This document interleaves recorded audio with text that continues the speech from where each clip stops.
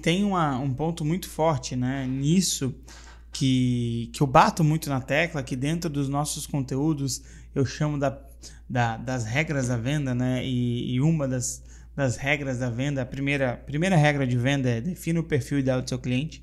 Isso tem que estar cravado, desenhado, tatuado, mas a segunda regra, não menos importante, elas andam lado a lado, a venda é sempre sobre o cliente, não sobre nós.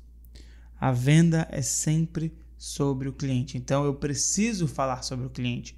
E quando eu troco essa minha mentalidade, em vez de afirmar, eu pergunto. Quando eu pergunto, eu falo sobre o cliente. Quando eu pergunto, eu deixo de lado as minhas características, o meu produto e foco no cliente.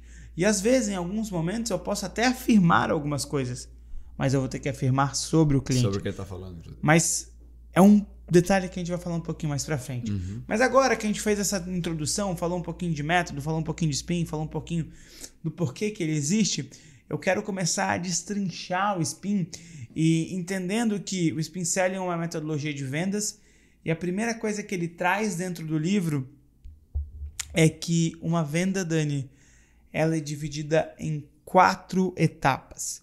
4 etapas. Manda lá as 4. Quais são elas? Olha, papel e caneta na mão, porque agora você vai ter uma aula sobre spin selling e você precisa anotar, porque você precisa aplicar. Então, são 4 etapas de vendas. E a gente precisa entender que toda conversa de vendas, ela precisa passar por essas 4 etapas.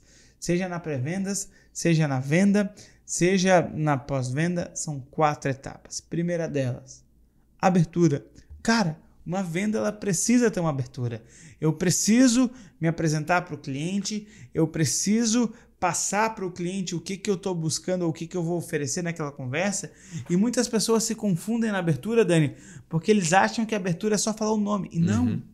A abertura é eu deixar claro para o meu cliente o que vai acontecer dentro daquela venda. Porque olha só, quando eu estou falando de venda consultiva, quando eu estou falando de venda de alto valor agregado, o cliente que está do outro lado, ele não é um cliente burro. Ele não é um cara ignorante. Ainda mais hoje em dia com internet, com tecnologia, com globalização, as pessoas já estão pesquisando há muito tempo sobre o que elas querem e elas têm informação. Então elas ficam ansiosas do outro lado se elas não souberem o que vai acontecer e muitas vezes elas acabam até cortando. Então por isso que dentro da abertura eu preciso deixar claro para o meu cliente tudo o que vai acontecer na venda.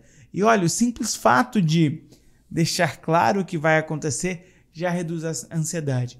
Eu costumo dizer que dentro da abertura, além da minha apresentação, eu dou o controle da conversa para o meu cliente. Por quê? Porque eu falo para ele exatamente o que vai acontecer.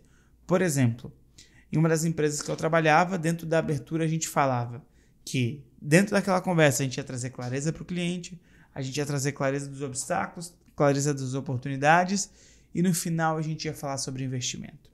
Lá no MEAG, quando eu trabalhava, dentro da conversa de pré-vendas, a primeira coisa que eu já deixava claro para o cliente era a promessa da conversa. Cliente, na área de pré-vendas, eu não estou aqui para te vender. Eu estou aqui para entender um pouquinho do teu momento, entender se eu posso te ajudar. E se eu entender que eu posso te ajudar, aí sim eu vou te convidar para um próximo passo.